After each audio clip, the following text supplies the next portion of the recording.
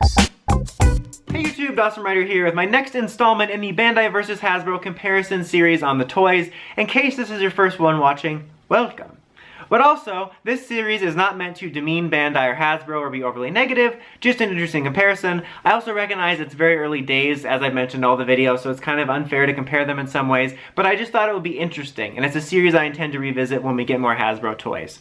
So previously I have covered the basic figures and the Megazord. Today we're going to talk role-playing toys and Morphers, primarily starting on the Morphers. And we really only have, what, 3 examples, which is the Beast Morpher, the Beast Morphers Morpher, the Beast X Morpher, and I've just said the word Beast a lot, Beast X King Morpher, and the current Dino Fury Morpher, compared to all of Bandai's reign.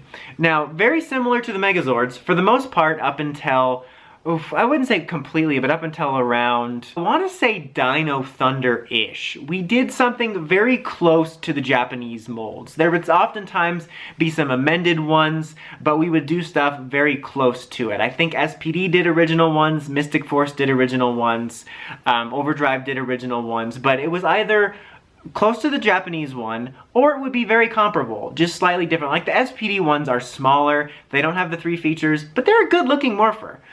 Same thing with the Mystic Force ones. So they were of good quality, generally.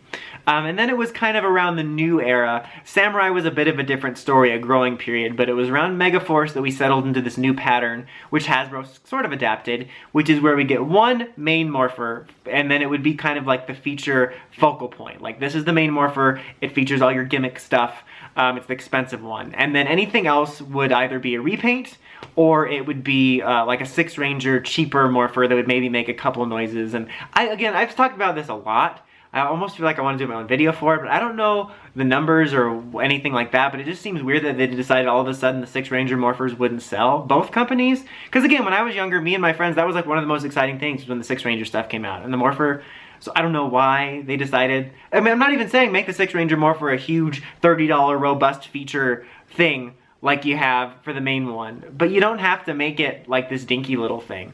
But the point is that Hasbro kind of adapted that, because we've got the main Morphers, and then the only 6 Ranger Morpher we really have, as of this recording, is Gold and Silvers, which got made into a Nerf gun, which was awful. Not because they made it into a Nerf gun, but because compared to the other things in the Nerf line, it looked awful. Like, the other things in the Nerf line were pretty good looking. I'm like, dude, this actually would have been, I would have been fine with this. Just add a couple sounds, make it look like the Cheetah Beast Blaster in terms of quality, I'd be fine with that. So, as of right now, it's kind of hard to compare.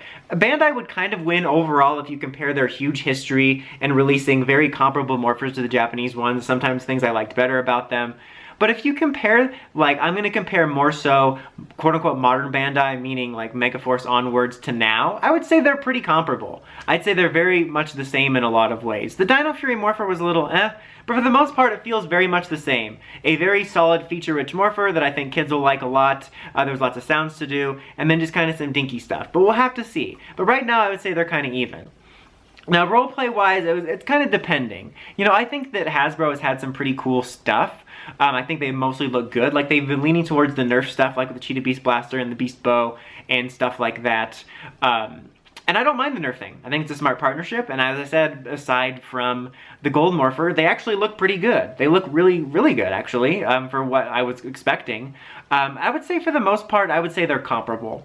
I mean, again, it's very early days. Bandai did have some pretty cool roleplay stuff here and there, but if I'm comparing just in terms of quality, in terms of recent Bandai before Hasbro got it and Hasbro now, I'd say they're pretty comparable. Like, they're roughly the same quality, like hit and miss. Sometimes they're a little too small, sometimes you get a fun one, sometimes you have one that looks good. I'd say they're pretty comparable. Again, I would say the difference is availability. Outside of the Beast X Saber, which I've seen almost too much. Like, there was some hanging up on pegs in a shelf in my room. I'm like, dude, how do they even stock these here? Outside of that, I saw very little of the roleplay toys on shelf. I briefly saw the Cheetah Beast Blasters in the Nerf aisle, but much like the Zords, after a certain amount of time, they just kind of disappeared. So I'd say Bandai wins in availability, but compared to recent Bandai to recent Hasbro, I'd say they're fairly similar. But I'd say Bandai would probably win overall if you were to compare their long history of toys, because again, they had some better ones in the past, and sometimes they use Japanese molds. But what do you guys think? What do you think about the difference between Bandai and Hasbro's approach to Morphers and roleplay toys? What was your guys' favorite line for roleplay toys or Morphers? Let me know in the comments as always. Until next time, like, comment, subscribe, and climb the steps and hit that bell to finish my videos. Dawson Ryder, signing out.